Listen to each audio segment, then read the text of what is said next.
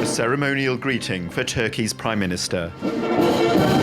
German Chancellor Angela Merkel welcomed Ahmet Davutoglu to Berlin.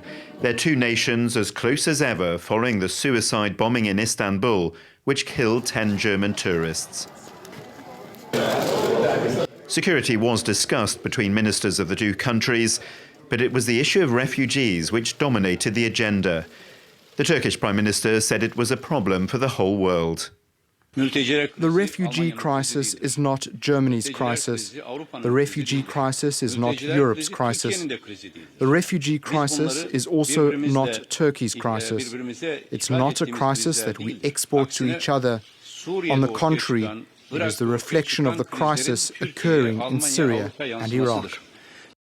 His German counterpart welcomed what she said was a promise by Turkey to do all it could to reduce the numbers heading for Europe. Turkey has already taken first steps. We will continue to work very intensely to support Turkey, and our interior ministers have agreed where support is necessary.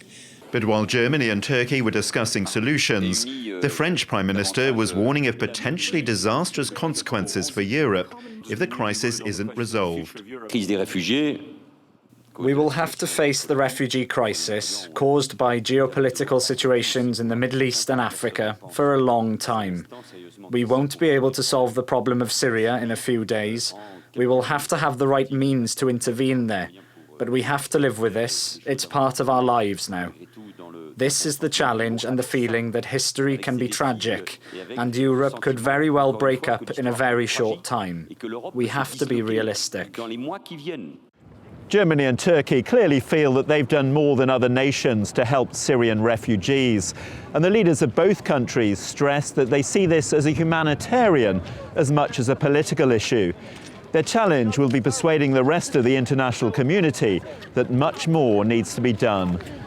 John Brain, TRT World, Berlin.